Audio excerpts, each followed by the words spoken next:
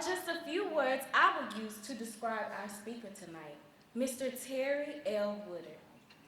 Terry L. Woodard holds a bachelor's degree in business administration from Jackson State University with a concentration in business management.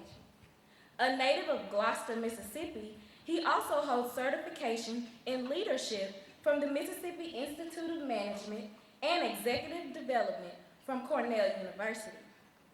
Upon graduation from Jackson State in 1998, Woodard began his career life as business manager of the JSU University Center, where he developed financial planning, business operations, and policies for the center. Woodard has served his university family well. He has been credited for the Metro Atlantic Alumni Chapter's Premier Chapter Award, where during his tenure as chapter president, the chapter was cited for its program growth and increase in membership and financial resources. In May 2012, he was elected to a second term as president of the JSU National Alumni Association. His gallery of awards is a testament to his dedication and love for Jackson State University and includes the 2003 and 2005 Metro Atlantic Chapter Alumnus of the Year Award, 2005 JSU NAA Alumnus of the Year, and the 2007 Trailblazer Award. Most recently, Woodard was the recipient of the inaugural Legacy of Leaders National Alumni President of the Year Award from the National Black College Alumni Hall of Fame Foundation, Incorporated. Woodard continues his active participation and demonstration of his commitment to beloved Jackson Fair, Jackson Deere through his time and resources. He's a member of the Diamond Level Gift Club, an honor distinction for persons who have contributed a community gift of $50,000 to $99,000 to the university. He is also a member of the Clay Lackey Society, an honor distinction for donors who have provided a lasting legacy for tomorrow's generations by including Jackson State University in their estate plans. Ladies and gentlemen, Mr. Terry L. Woodard.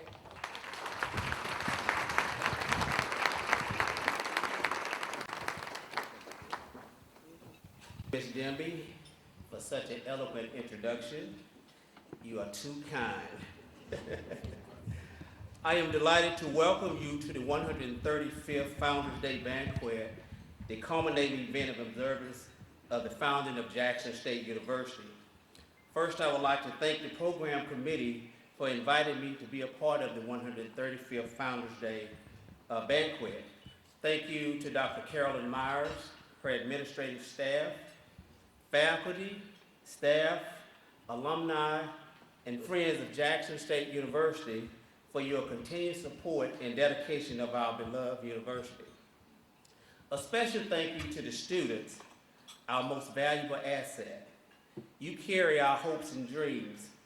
You are our future political leaders, educators, entrepreneurs, physicians, and lawyers. Parents of these Jacksonians, you should be proud. I extend a congratulations to the distinguished honorees who are being inducted into the various gift clubs and societies for your firm commitment to JSU and an investment into its future. Allow me to provide you just a little background about myself. I'm from a very small town called Gloucester, Mississippi. Just to let you know how small it is, I have invited the population of Gloucester here with me tonight. I have my sisters in the audience. I have my niece who's a PhD candidate here at Jackson State University, and Dr. Barbara Osby is my classmate from Gloucester, Mississippi. The town that we live in is so small that a lot of people always tell me, I bet you all don't have but one traffic light. I love when I tell them, I bet you we don't. I am a first-generation college student. This is important to mention because coming from a small town and being a first-generation college student, no one really explained college life to me. Honestly speaking, being dropped off in what I knew as a big city, Jackson, Mississippi, and being away from home for the first time, For me, it's scary. I was around so many people that I did not know. In addition, living with people who later became my friends I did not know.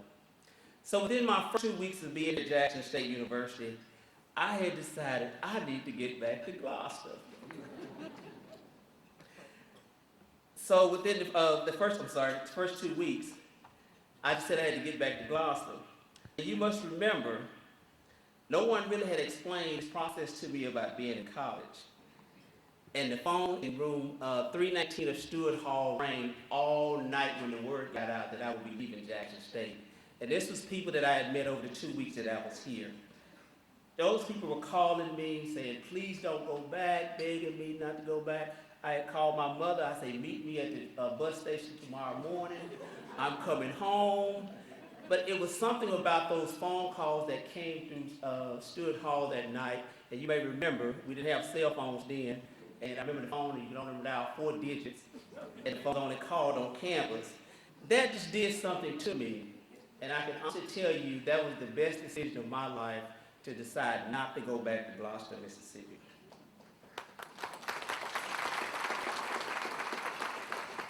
But being at Jackson State, to my surprise, there were slamming doors, walking, talking, filthy restrooms, grimy showers in the residence halls, and a host of other adjustments that need to be made. And again, like I said, I just would trade my experience at Jackson State University for nothing in the world, because that is who I am today at Jackson State University. I ran for the JSU National Alumni President with the slogan of delivering the total package. And to me, the total package means delivering a presidency with a great team of people and programs where at the end of the day, everyone, I hope, will have a sense of accomplishments. And they will have worked hard to get there and sacrificed a lot to stay there. I want them to walk away, they are part of something that is special. We are the best in the world at what we do. Knowing that I stand on the shoulders of giants, it equates to delivering a presidency that can build sustainability for the National Alumni Association for many years to come. My presidential platform has been on 3 strategic initiatives. First, strategic positioning; 2, education; and 3, increasing financial and membership support at Jackson State. And I think about the theme of tonight's Founders Day banquet, one JSU, honoring the past, embracing the present, creating the future. It is most appropriate at this time as my alma mater strategically moves to its prominence in this world. Just as I struggle to make the adjustment to college life, we all have been through some struggles. These struggles get you ready for what the world has to offer. Because even in this grand moment of celebration and jubilation, we are living in the most terrifying and frightening moments in the history of this country.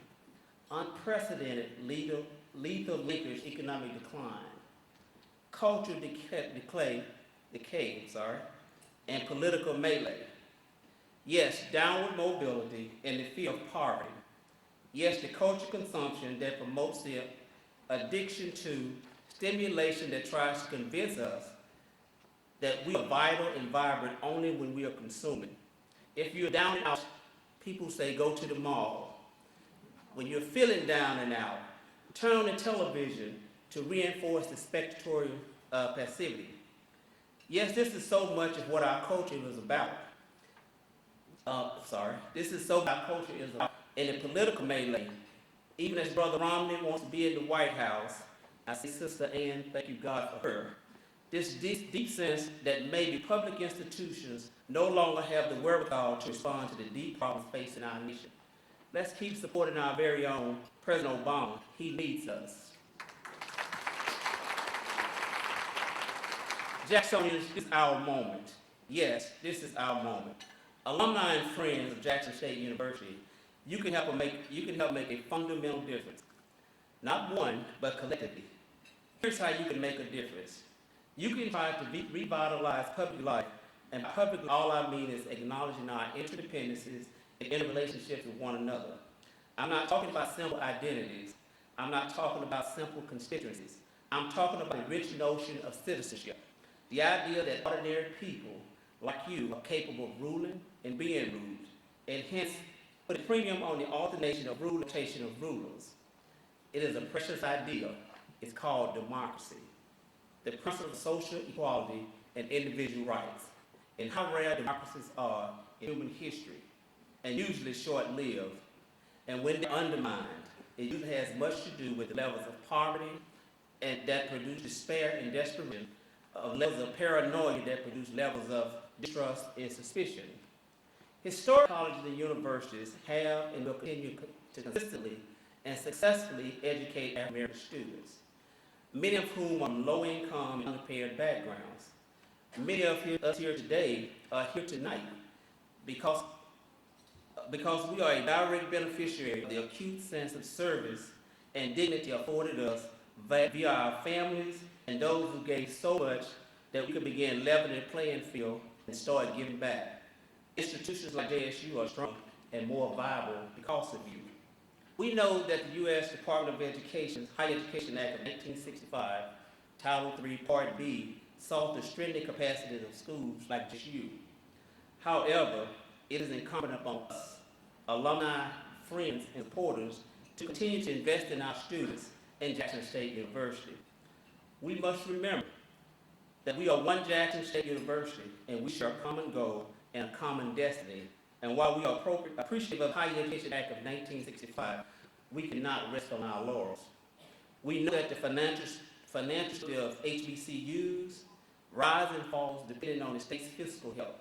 Still, my faith in this institution and you compel me to believe that we will remain vigilant and aware of our history and the cognizant of the vital role that's played in the past, currently plays, and will continue to play in the future. We must proactively promote the image of JSU. We must emphasize and accentuate the positive initiatives of our loved institution, and we must give continually, willingly, and systematically. We accomplish this by garnering alumni contributions and securing donations from our growing friends and supporters. In essence, we should continue to live as we climb. But I say to you, one must always have a tragic sense of history. History is a slaughterhouse of blood, sweat, and tears, a series of human crimes and follies and misfortunes. And we know, yes, history is intricately interwoven with scars and bruises and wounds and hurts and heartache and sorrow and grief.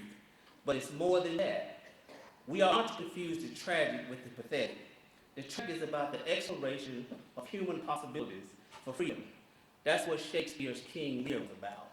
That's what Toni Morrison's Beloved is about. The exploration of human possibility for freedom, but hitting up against the limits sooner or later.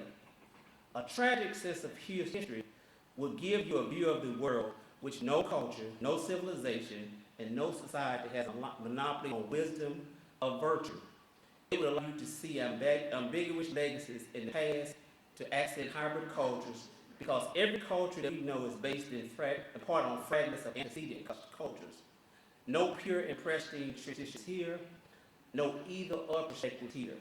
It's about complexity and deviance. And going hand in hand with the tragic sense of history is an all-embracing moral vision, because a tragic sense of history should generate a sense of empathy and sympathy, of trying to identify with frustration and anxieties of others, of those who look like others and come from other places. Because I can assure you that everyone that looks like you are not for you, and everyone that looks different from you are not against you. It's all about embracing moral vision, never losing sight of the humanity of others.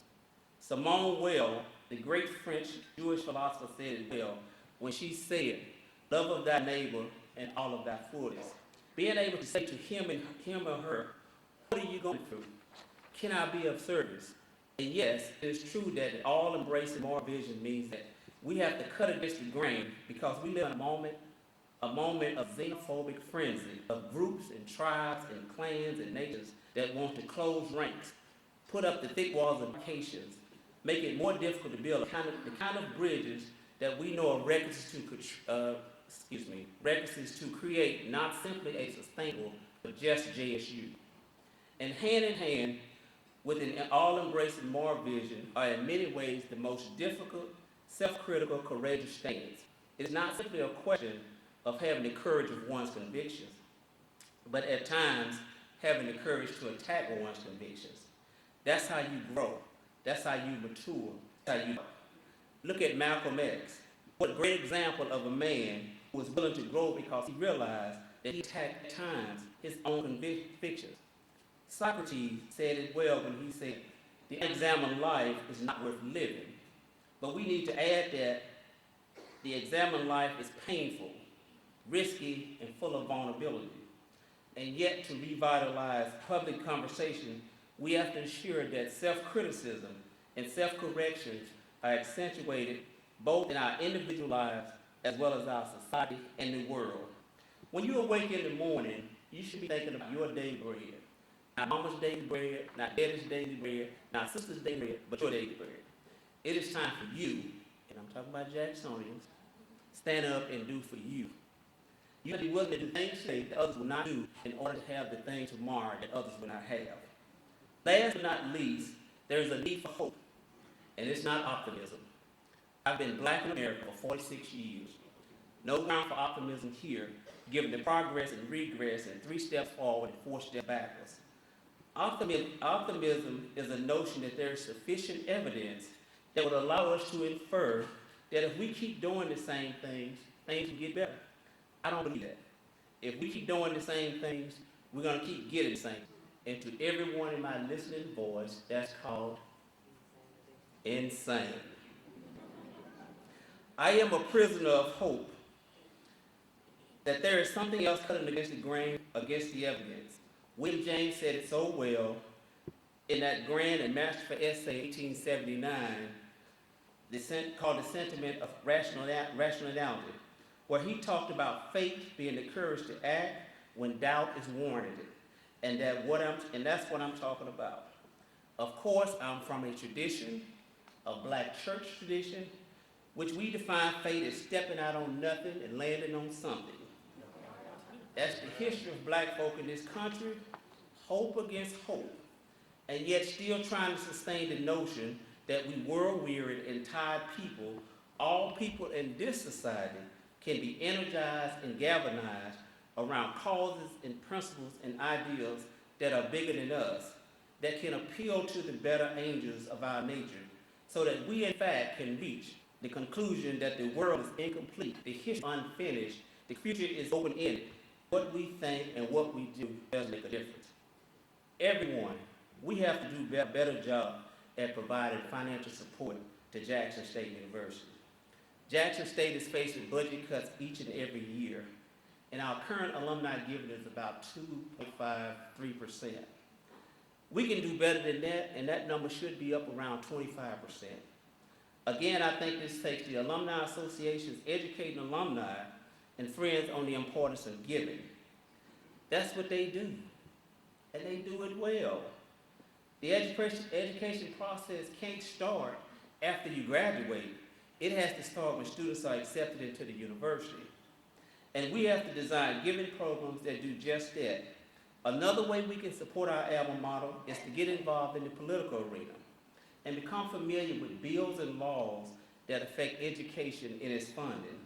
This is something that we can address our elected officials. They are the ones that create the funding formula. At this time in history, we need workhorses and not show horses, because there's so much to be done.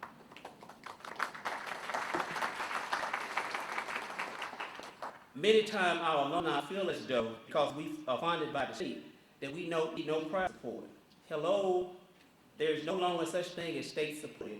It's called state assisted. And trust that they will continue to believe and continue to make this false assumption until they are enlightened. I am encouraged to continue to assist us as we work diligently to be looked to as leaders in our desire to increase our global presence and competitiveness. As I close, I say to you, as Wind and Fire put it so well a few decades ago, keep your head to the sky. As the civil rights movement said so clearly, keep your eyes on the prize, and not on each other, but the prize. As Mahalia Jackson used to sing so powerfully, keep your hand on the plow. And as Fantasia sings today, I believe. Again, thank you for the invitation. It is always good to come and support Jackson State University. God bless you, good luck, and let's make you a better place by example and by struggle. Thank you.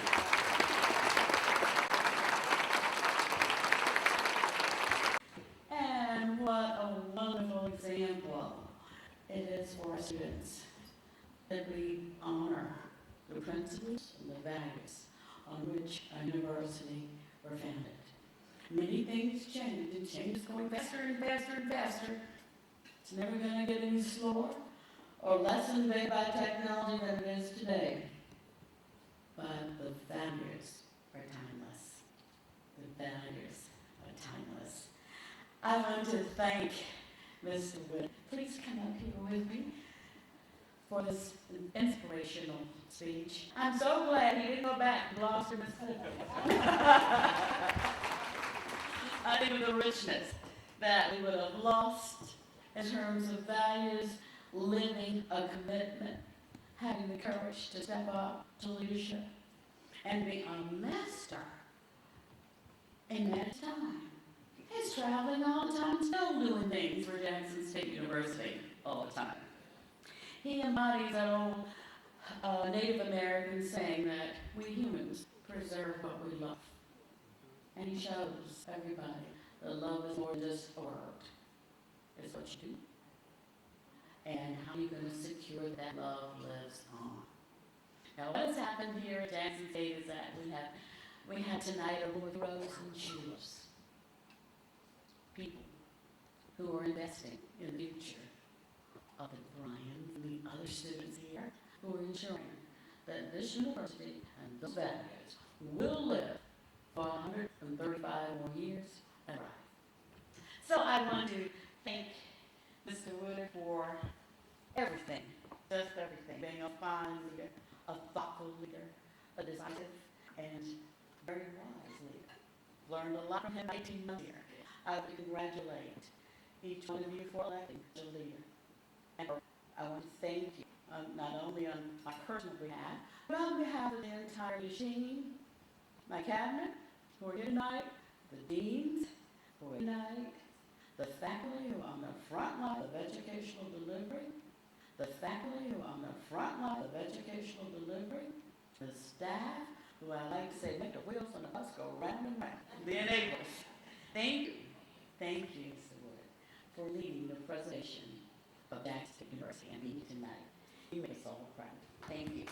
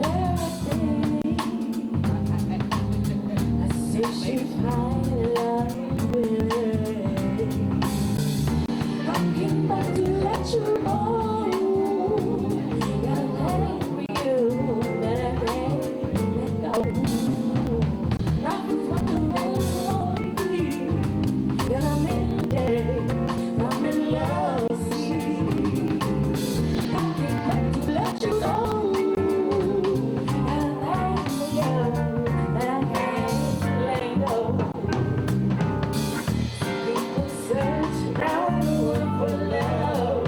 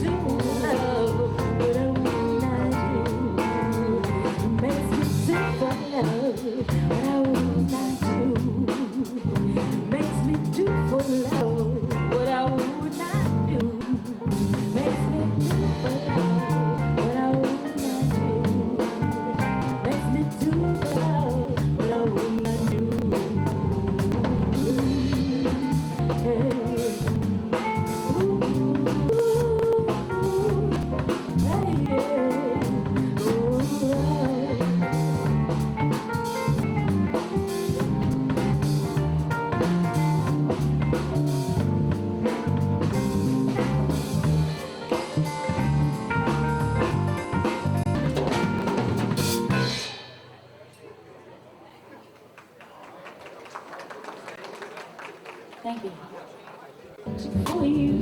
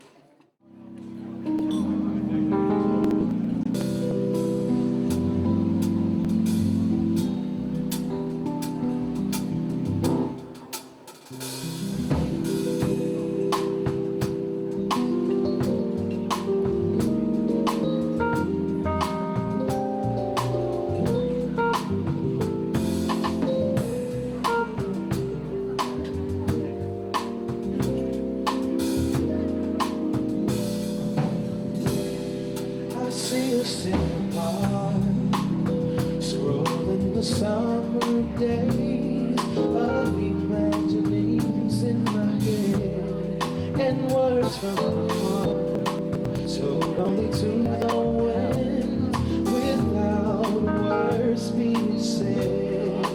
I don't wanna bore you with my troubles. It's something about your smile that makes me weep and knocks me off my feet. It's something about your love that makes me weep and knocks me off my feet. I don't want to bore you with this. Oh girl, I love you, I love you, I love you. I don't want to bore you with this. Oh girl, I love you, I love you, I love you more and more. We lay beneath the stars under a lover's tree that's seen through the eyes of my mind.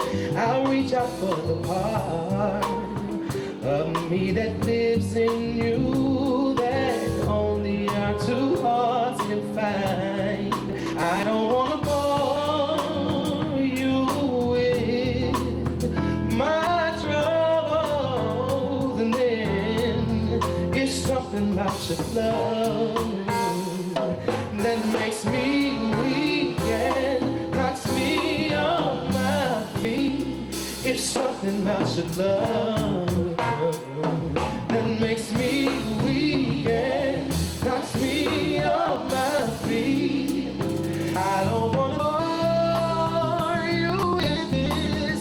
Oh girl, I love you, I love you, I love you. I don't wanna bore you with this. Oh girl, I love you, I love you, I love you more and more.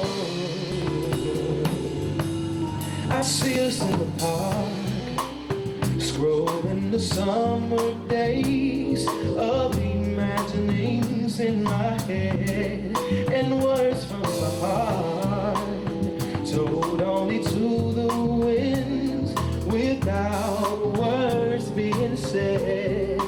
I don't wanna bore you with my troubles, and then it's something about your love that makes me weak and knocks me off my feet. It's something about your love that makes me